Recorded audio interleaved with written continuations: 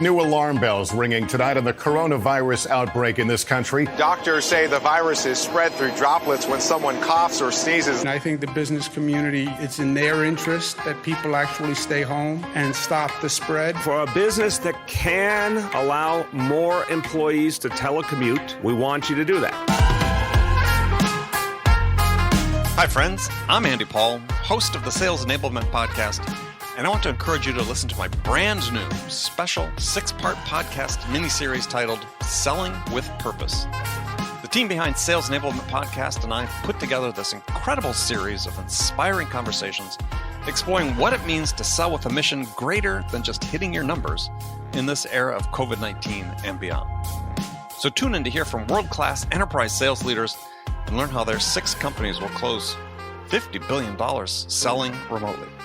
See how they've supported essential workers with the products and services they need to stay safe and thrive during this time of crisis. Subscribe to Selling with a Purpose now on Apple Podcasts, Spotify, Stitcher, or wherever you listen to podcasts.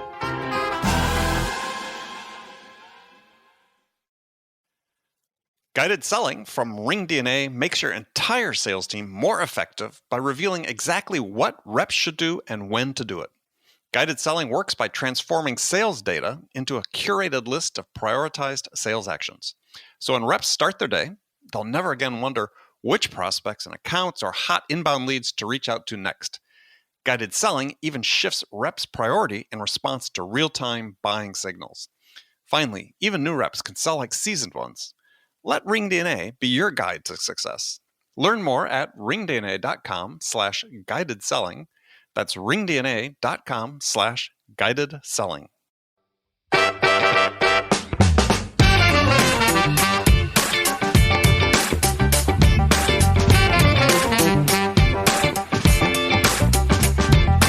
A simple example that I use in the book, I might be in a meeting and my colleague Marla says something really smart and I'm thinking, oh man, I got to say something smart because I want my boss to think that I'm smart too. I mean, Marla's always coming up with the smart stuff. That's a motive versus we're in the meeting and the discussion goes around to something that I've had some experience with and I think, I want to share this because it may help contribute to the course of the conversation. 2 different motives, and these are very subtle examples, but you do have to pause because we all are so busy and we go on autopilot. You have to pause and say, now, what is my real motive here?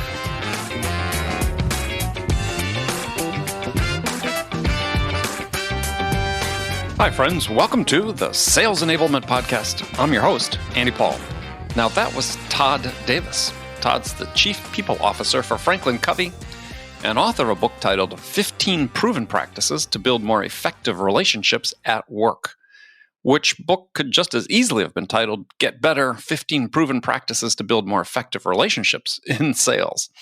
I mean, what I enjoyed about this conversation with Todd is that you'll learn that building relationships at work is very similar to building them with your buyers and with your customers, that you have to view the job of helping your customer make a purchase decision as a job of building a team of stakeholders and getting them all on the same page at the right time. So Todd and I are going to talk about how to build credibility through how you behave. In particular, how you demonstrate character and competence. Now, you all know how important I believe character is and how easily buyers sense whether you have good character or not. We're also going to dig into your motivations. One of my favorite quotes of all time is from Ralph Waldo Emerson, "What you do speaks so loudly I cannot hear what you say," which I managed to bungle that quote in this conversation. But the point being is, are your motivations aligned with your values and your actions? If not, it quickly becomes very clear to your buying team. And more importantly, are you even aware of what your underlying motivations are? If you're telling your buyer that you're there to help them, but then pressure them to close the deal before the month end, they'll become quite aware of what your motivations truly are. So we'll get into all that and much, much more. But before we get to Todd, I want to remind you to subscribe to this podcast wherever you listen to it. And if you subscribe, we'd certainly appreciate it if you could give us your feedback about how we're doing in the form of a review. Thank you for that. And also, if you haven't connected with me on LinkedIn, please do. That's linkedin.com/in/real Andy Paul. That's right. There's only one real Andy Paul. All right, let's jump into it. Todd Davis, welcome to the show. Thank you, Andy. Appreciate being here. So where are you sheltering in place? Well, I live in Salt Lake City, Utah, where I work for a company called FranklinCovey, and our headquarters are here, and I live not far from our headquarters. Short commute, if you had one. It is. Yeah, back when we used to have them, it was pretty short, 20 minutes. So has this been a big transition for you to the work from home environment? With our organization, we have in the U.S. and Canada, we have about just under 900 employees, and probably 700 of those 900 have been home officed forever. I mean, that's the nature of how they're structured. Our corporate offices where I work, this has been a new thing for us. And so we're all adapting. We actually had a flood in our building several months before the coronavirus hit, and we had to leave the building for several weeks while they repaired all the damage. And so we had kind of a dress rehearsal for working from home, if you will. Worked out well. Yeah, well, get people accustomed to it. So for sure. Well, we're going to talk today about one of your books that you've written called Get Better, 15 Proven Practices to Build More Effective Relationships at Work. And I picked this up originally a couple years ago. And because, my philosophy of sales is that it all starts with the human-to-human aspect of sales, making that connection, building that relationship, which, quite frankly, is not in fashion with some people in sales these days. So I sort of retitled your book, Get Better, 15 Proven Practices to Build More Effective Relationships in Sales. So what I thought was interesting about, several things interesting about your book, but one of the things is that as you talk about building teams, what you're really talking about is building yourself. Well, that's exactly the approach I took. I've been, as I mentioned, I've been with FranklinCovey for about 25 years. In the last 16 years, I've been in the role of Chief People Officer. And in that role, I've observed and coached leaders and others at all, levels within the organization. And while we talk all the time about how important it is to hire the right people, have the right people on your teams and in your organizations, it's actually the nature of the relationships between those people that is any organization, certainly a sales organization's true competitive advantage. And so that was the premise for the book, and that we are most effective in influencing others when we start with ourselves. There was a play, if you read the book, written by Jean-Paul Sartre back in 1940, and the play is called No Exit. And he just very quickly, the play begins with these three people, these individuals in the afterlife, and they're in this room, trapped in this room, why it's called No Exit. There's no doors, windows are bricked up, and they start to irritate each other as any of us would. And because they irritate each other, they try to change each other, and it doesn't go so well, and it only escalates their frustration. And they slowly come to realize that they're in hell. They thought hell was fire and brimstone, but no, hell is actually other people. And so it's Thanksgiving dinner. That's right. That's exactly right. And in his play, he makes the point that in this room, there are no mirrors, meaning that what would benefit these people best is if they would look in the mirror and decide what they need to improve upon, or where they need to change, or where they need to get better, as I titled the book, to most effectively influence the other person. And this idea of influencing others, and you bring it up, is regardless of the profession, but we're going to talk specifically in the sales world right now, is bidimensional. You are building a team inside the company, and there is a requirement as an individual to be able to influence others in order to get your job done.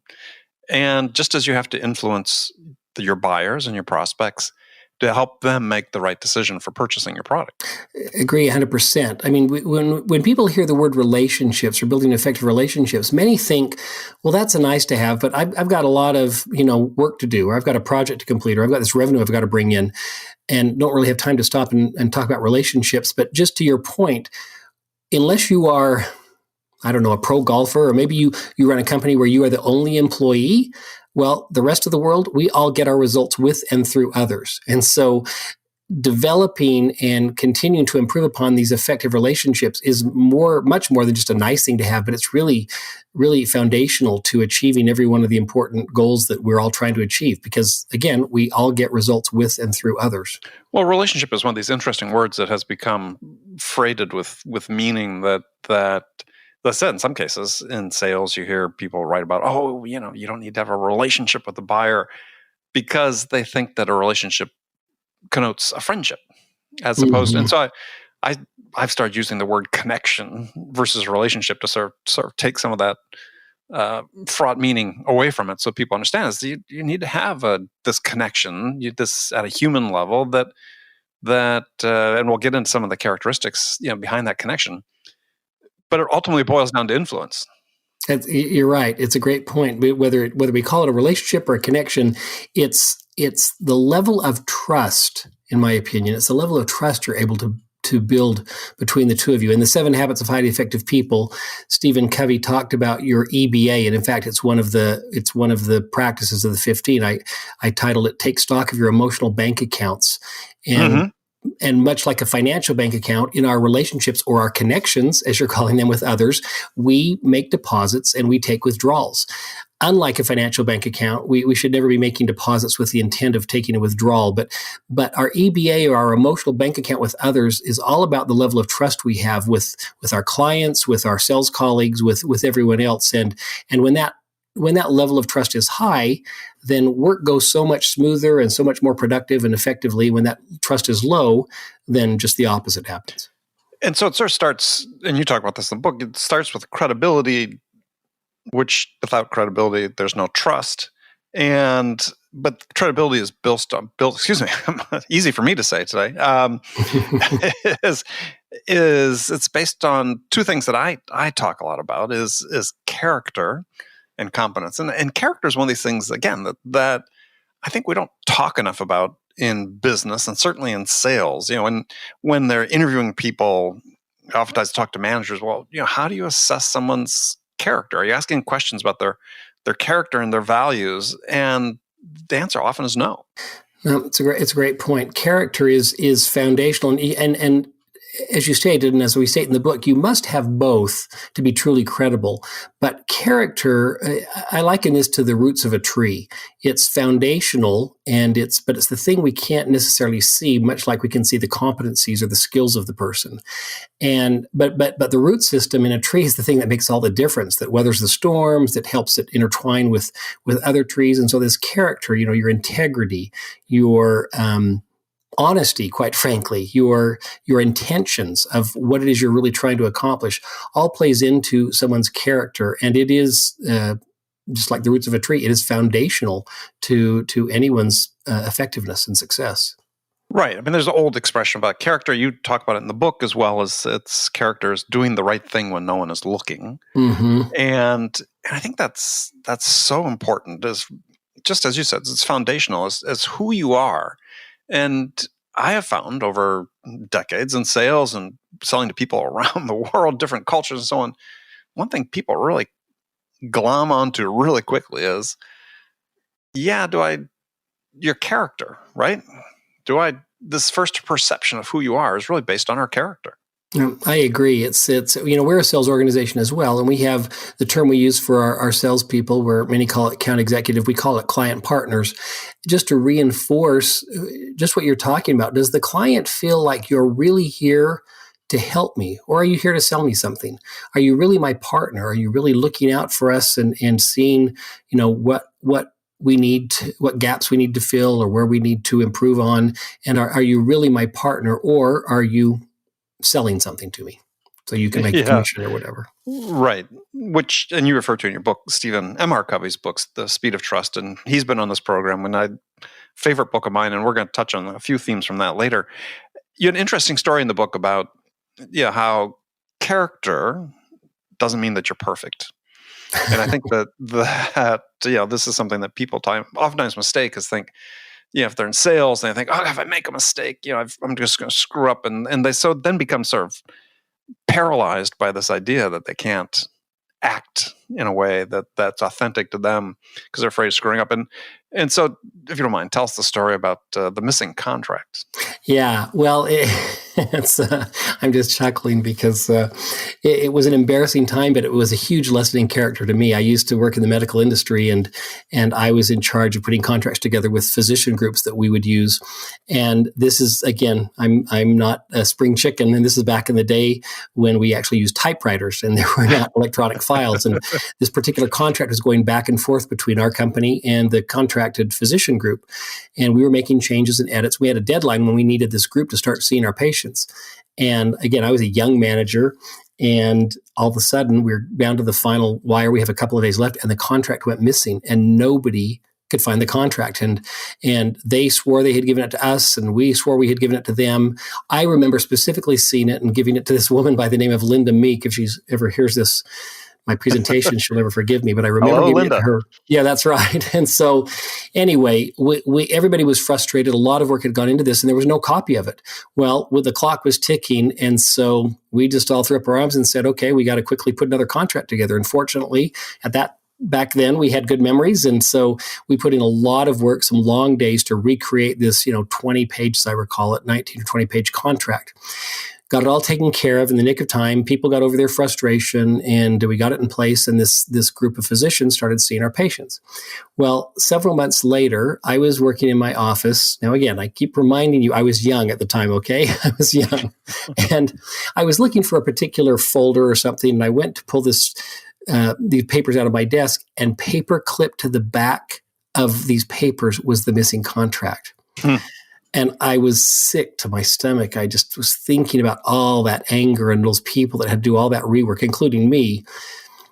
And I joke when I'm telling others this, my first thought was, I wonder how Linda Meek got this put back in my drawer. But anyway, I that night I went home thinking, gosh, maybe I should just throw it away. Everything's moved on, and I don't want people to know that I was the culprit, but I don't know why. And I say this with humility. It wasn't because I was some high integrity person at the time, but the next morning I picked up the contract and I walked down to my boss's office. His name was Al Yenchek, Dr. Yenchek. And I went in there and I said, Dr. Yenchek, you are going to kill me. And he said, what? And I showed him the contract, and he looked at the contract, and then he looked at me, and then he looked back down at it, and he says, well, I'm impressed with you, Todd. I think I would have just thrown it away. And we both laughed. And then we talked about, the mistake I had made, and the way he treated me that day. And more importantly, the way he treated me going forward after that day just taught me volumes about character. That, to your point, Andy, it's not about being perfect. It's not about never making mistakes. It's about owning up to your mistakes. It's about having the integrity to do the right thing and to admit when you're wrong, and to do your best to try and not make that mistake again. And I've never forgotten that lesson, and I'm far from perfect, and I continue to make mistakes, but I do try and own them, and I try and do the right thing the next time and learn with each mistake. And such an important lesson for sellers, because in the course of selling any product or services, we say a lot of words and they aren't all right. Right? It's hard to get through a sales process without inadvertently misrepresenting something that maybe you have a spec wrong, or maybe you misdescribe what a feature does and the benefit they might get from it. And too often sellers just want to cover it up. And when you do that, then you just get lumped into the pile of sellers that everybody thinks the way sellers act, right? Instead of distinguishing yourself by saying, yesterday I mentioned this. Yeah, I apologize. That's not the way this works. Let me explain to you and walk through it with you how this does work and what you'll get out of it. Customers remember that. That accrues to your benefit.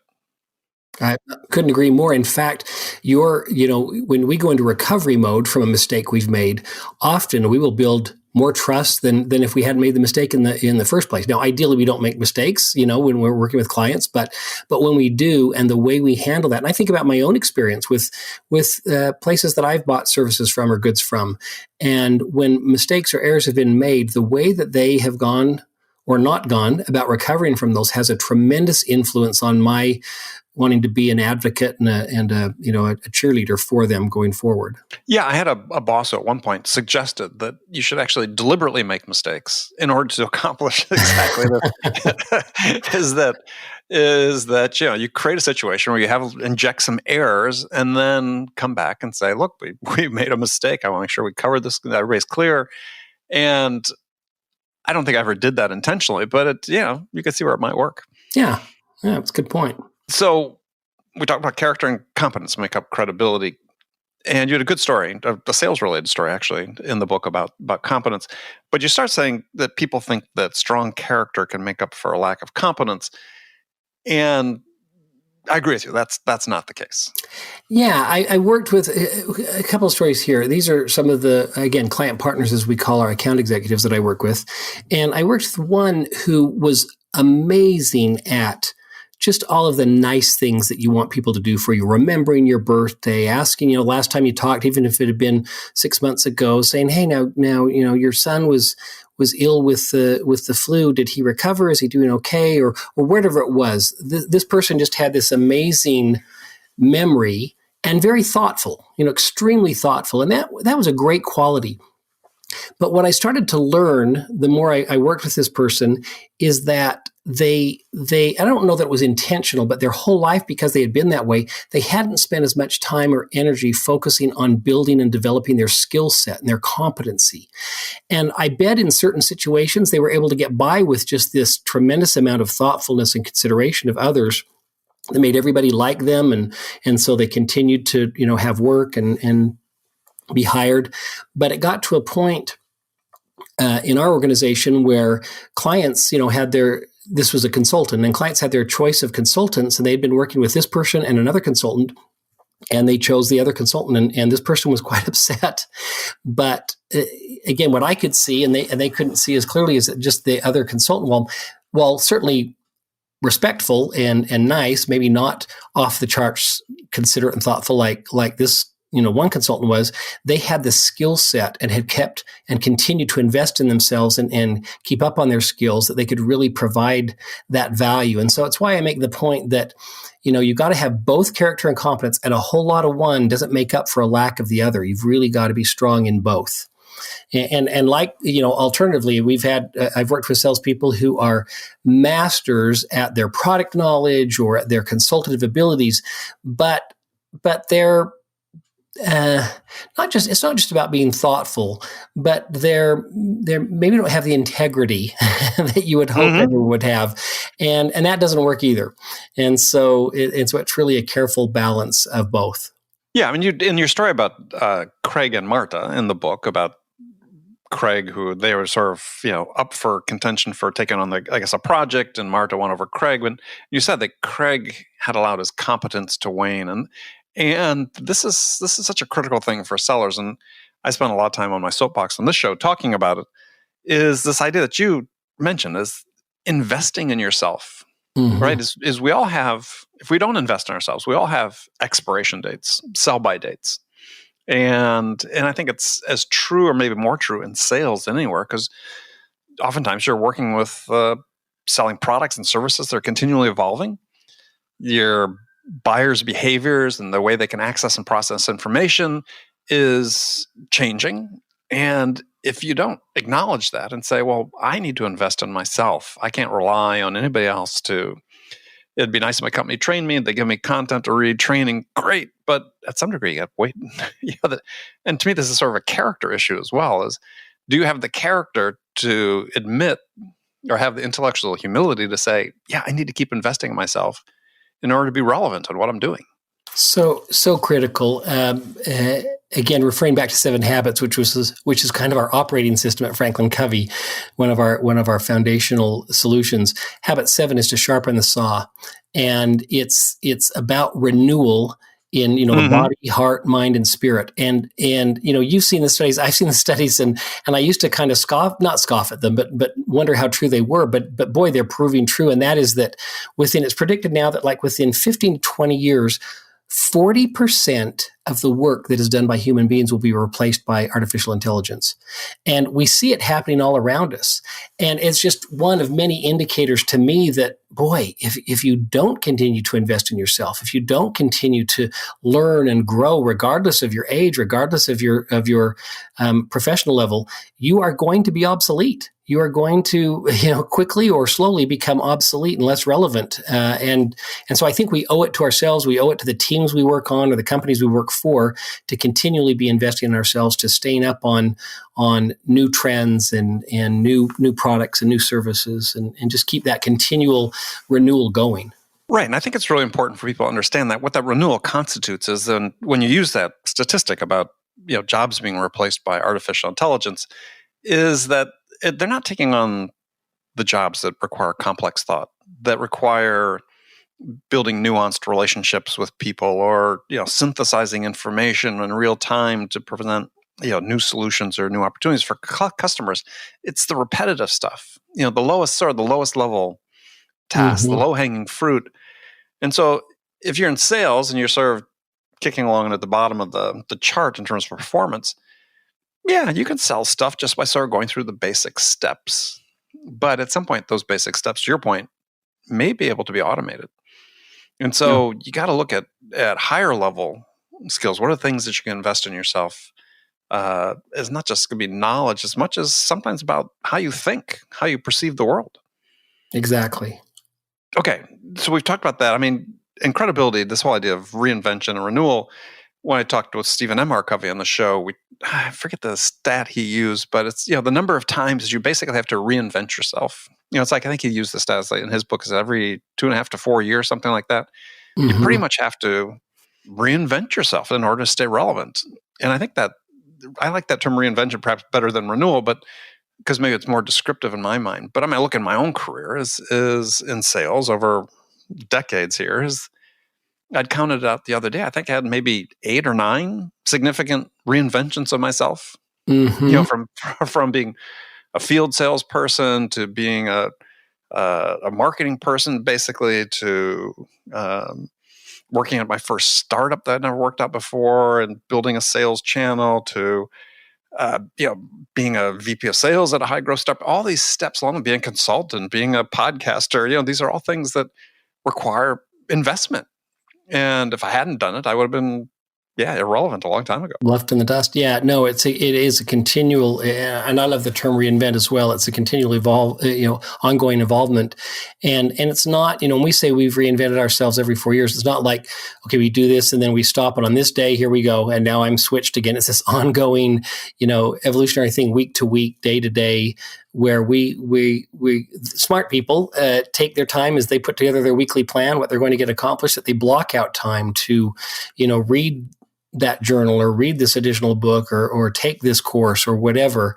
And so it's this ongoing process that I think benefits everyone to really buy into and be participating in. Another big theme in the book, and you alluded to it earlier with when talking about integrity being so important, and that really gets down to your motives, right? Your motivations and how transparent you are. And this I see as such a big thing in sales is that we're still struggling with sort of as a profession, is that we say, we're buyer centric, and we'll go to a buyer and say, well, we're trying to be very transparent in our motivations here. We're just trying to help you. We're here to help you make a good decision. And then we get to the last week of the month, and it's like, but if you close in the next 5 days, we're going to give you a big discount. Yes, I think we've all been there. Right. And that's endemic to the way we do business in sales.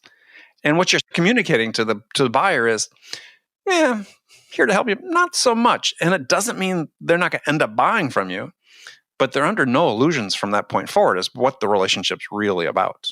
Exactly, and what your real motives are. Practice number 9, as you mentioned, is called examine your real motives. And what I have found in working with people is that more often than not, we don't intentionally have bad motives. A healthy motive uplifts you and those around you, and an unhealthy motive does just the opposite. And I don't meet many people who go to unhealthy motives intentionally. I think we go on, at least my experience has been, we go on autopilot. And we actually lose sight of what our real motive was or is. And so my counsel and my suggestion to myself and to others is to pause and step back. And I have to ask myself now, what is really driving me here? I mean, a simple example that I use in the book, I might be in a meeting and my colleague Marla says something really smart. And I'm thinking, oh man, I got to say something smart because I want my boss to think that I'm smart too. I mean, Marla's always coming up with the smart stuff. That's a motive versus we're in the meeting and the discussion goes around to something that I've had some experience with. And I think, I want to share this because it may help, contribute to the course of the conversation. 2 different motives. And these are very subtle examples, but you do have to pause because we all are so busy and we go on autopilot. You have to pause and say, now what is my real motive here? Am I really passionate about helping this customer and the services or the product that we provide? Do I see the benefit? And do I really want her to experience this because I know it will really improve, XYZ in their company? Or I really want to do this because we're going to buy that new car next week. And if I can just get this last commission in, then I'll have enough money to do that. And yeah, the product will help her, but my real focus is on getting one more sale so I hit the next benchmark in my, in my forecast and all that. So it's something that we have to stop, or at least I think wise people stop and check themselves on all the time. Yeah, I always talk about sales as a deliberate act. It's to your point about autopilot. You want to stay off autopilot. You want to be very conscious and in the moment. But it occurred to me as you were talking that so often in sales or whatever profession is people always talk about having a passion for what you're doing, but what they don't talk about is the motives, because which based on what you're talking about is really what animates your passion is having the right motives for what you're doing. And I think people talk, I need the passion, I need to be in love. Well, start with, are you really sort of in love with your motivations for why you're doing what you're doing? Yeah, we've all. It's such a great point you bring up, Andy. We see these. Usually they're actors, but people that are on talk shows, watching some night talk show, and some actor will be talking about her experience or his experience, and they say, and I hear the phrase often, I can't believe I get paid for doing this, and I think about that. I think what a rewarding career that you're in, whatever you do, whatever sales role you're in or anything, if you, at the end of each day, it doesn't mean that it's easy, but that your motive is because you enjoy bringing insights and help to other people. And so you go to bed at night thinking, wow, I love what I do because it's connecting with what really motivates me, and that's in helping others. Right. So great point you bring up between motive and passion, the correlation between motive and passion. And you had sort of your 3 clues for assessing your motives, but the one that I wanted to focus on the time we had was declare your intent, because I think that aligns very closely with it. And you write about, again, from Stephen M. R. Covey, about declare your intent, express your agenda and emotions, then be true to your intent. And I think this is a part where sellers really are hesitant to go, which is to tell the buyer what they want to have happen. Right. And how they're going to help them. Right. It is such, and I learned this valuable approach and concept from our good friend Stephen M. R. Covey. That's the gentleman who actually hired me 25 years ago at what was then called the Covey Leadership Center. So he was my first boss, and he's just an amazing human being, an amazing author, and really the expert on trust, global expert on trust now. But I learned very early on in my career with FranklinCovey that this importance of declaring your intent up front. Now, I'm in, as I mentioned, the chief people officer role at FranklinCovey, so I get to have a lot of challenging and difficult conversations with people who are maybe on a performance plan, or there's been some other big issue involved. But I have found, and it plays out true with customers as well when you're in a sales role, if you will begin every conversation, at least every emotional conversation, with declaring your intent. When I'm sitting down with somebody to have a tough conversation, it will be, hey, Cindy, I want you to know, well, we're going to, we have some tough things to talk about. I want you to know my only intent is to help you be wildly successful in your role. You've done a lot of good things on our team, and there's some things that I think might be a blind spot for you, or something you're not aware of. And so I just want you to know, while this is going to be, difficult to talk about, my only intent is to help you be successful. And I think it transfers right over to what you're saying with salespeople talking with their clients, that people, we talk about EBA, your emotional bank account, and the level of trust you have. Nothing earns you more trust than saying right up front, hey, I want you to know I'm here to help. Yes, I'm in a sales role, and we have a product or a service that I think is magnificent. It's why I choose to spend my time doing this. But I want you to know my only intent is to see if this service will be of benefit to you and your organization. I think it will, based on all the pre-work I did. I think it will. And so if we can have a few minutes to talk and I can explain this to you, and if we agree together that it doesn't help, great. I don't want to waste any more of your time, but I want you to know my only intent is to share with you what I think will be really beneficial to you and your organization. I'm making that up, but I mean, something like that would buy a lot of trust with me. I get called on by a lot of vendors in my role. And that would just, if I had that dialogue right up front, I would say, wow, I'm dealing with a straight shooter here. This is great. Well, even if the seller takes it a step further and says what they get out of it, if they're able to help you make that decision, what do they get out of it? I mean, you're talking about being completely transparent about your motivations. I mean, Adam Grant talks about this in Give and Take. You can be a giver with an agenda, and that's okay as long as you're clear about that. Absolutely, sure. That's a great point. This is how I make a living, but my only goal is to, while I'm making a living at this, is to make sure I'm doing things that benefit other people. Yeah, you had a great line in the book. I think it's really important for sellers to hear and remember, which was, we judge ourselves largely on our intentions. So we judge ourselves largely on our intentions. Others judge us by our behavior, and it's that gap between the two that really speaks so loudly. I'd say thank you for reminding me that I learned that. I didn't invent that phrase. I learned that from someone else. But that's the essence of declaring your intent, because we think, well, you should know what I'm thinking. You should know what I'm doing. Judge me on that. And yet I'm going to judge you on your actions. And so by declaring our intent, it lets them, into our mind and what our real motives and our intentions are. Yeah, one of my all-time favorite sayings is from Ralph Waldo Emerson, who a lot of my favorite sayings come from him, but is what you do speaks so loudly, I cannot hear what you say. And so true. Yeah, sales, words to remember. And then last point to cover is just, you talk about starting with humility. And this is such a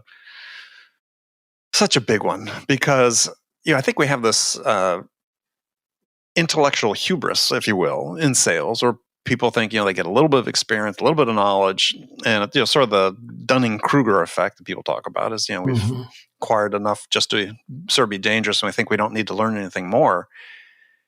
But that is really the lack of humility is talking about. It's not this self-effacing, self-deprecating definition of humility that we talk about. It's really an intellectual humility. Yes, I agree 100%. I have found in my career that there are people who actually, while they don't say it this way, they act as if or think as if humility is a weakness. Humility is actually the greatest strength you can have, because it says, I don't have to have all the answers. In fact, I don't have all the answers, but I'm going to get the answers for you, and but I'm not the end all be all. And it does happen in a lot of roles or a lot of industries, but it happens in sales a lot, where no, this is how I show my credibility, is that I know it all, and that I'm the guy or the woman with all the answers, and that's accomplishes just the opposite of what you want. It's a false sense of credibility, and again, you can't be the aw shucks, I don't know anything kind of guy, and the martyr. That's not it either. But humility is this quiet strength that says, look, I've really paid the price to learn as much as I can about your company and what your needs are, but I don't have all the answers. I have integrity, and I'm going to make sure that we, deliver on what we promise we can deliver, and things that I don't have answers on, or where we make mistakes, we're going to make it right. And all of those are actions of humility. Yeah, I mean, you had this phrase in the book that humility keeps me curious, and that is so true. Is I always looked at it triggered a thought in my mind. Is that you said that it keeps you in a state of continuous learning, your humility, and this is what we need to have as professionals, certainly in sales, and it's one of the topics that I talk about frequently in the show. Is that there's not enough investment of self in this continuous learning. And I don't mean just continuous learning from an experiential standpoint, because this is what a lot of people default to is, well, hey, I'm in this job, I'm experiencing lots of different things, I'm learning, but that's not enough. You got to seek knowledge in other dimensions in order to make you better at what you're doing in your job. I couldn't agree more, Andy. I do a lot of I do final interviews with our finalist client partners before the hiring manager makes a decision to bring them on. I meet with each one of them, and we call it, the different competencies we look for. We look for consultative selling, which everybody looks for, but how I look for someone who's very consultative is just what you said, their natural curiosity. They ask a lot of good questions, not because every sales course tells you to ask questions, but because they're naturally curious. And that speaks volumes to me about how consultative they're going to be and honestly, how humble they are. If they're naturally curious, that they're asking these questions because they really want to know, because they don't know. And that's the essence of humility. No, I don't know. I really want to know. Now, why do you do this way? Why do you have this process? Or how come you do it? And I'm genuinely curious and interested in you and in your company and in your operations. And that's a great strength. And it's all founded in humility. Yeah, I thought one of the great things you talked about in the book was this link. You said researchers find the link between humility. And again, we're talking about this as an intellectual humility, not this, I said, this self-effacing behavior. This link between humility and your ability to maintain your self-esteem, which is very important. Sure, absolutely. I mean, it's the humility that gives you the open mind and, to my mind, the resilience to withstand the tough times. Yeah, I agree. Excellent. Well, Todd, it's been fantastic to talk with you. Oh, I've learned a lot from you. I really appreciate this opportunity. Thank you for asking me. Well, thanks for coming. So if people wanted to connect with you, how would they do that? If they go to the FranklinCovey.com website, as you mentioned, I'm on the executive team, and so you can find me there. And then specifically to the book, it's getbetterbook.com. And then there are links there as well to connect with me and more content on the book. Perfect. All right. Todd, thank you very much. We'll look forward to doing it again. Thank you, Andy. Good to meet you. Okay, friends, that's it for this episode. First of all, I want to thank you for taking the time to listen. I'm so grateful for your support of this show. And I want to thank my guest, Todd Davis, for sharing his insights with us today.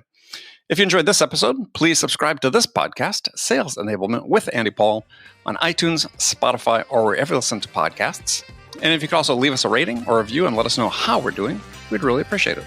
You can do all that on your phone in less than a minute as soon as this podcast is over. So thanks for your help.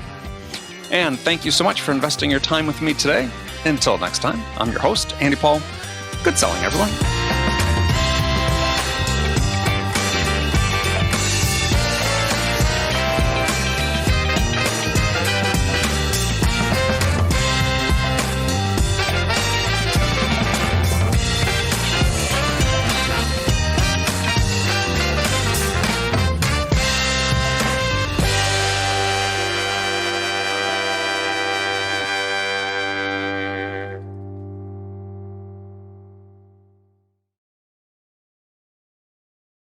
RingDNA is the leading sales enablement platform that uses AI to help scale business growth. Trusted by the top companies across the globe, RingDNA offers a suite of powerful tools for every sales role. The RingDNA Dialer radically improves sales productivity and call connection rates, while guided selling helps reps know exactly what to do and when to do it. Conversation AI uses artificial intelligence to surface the most impactful coaching opportunities in real time. So, no matter where your team is working from, the RingDNA platform can help them exponentially increase call connections, opportunities, and revenue. Learn more at ringdna.com/platform. That's ringdna.com/platform.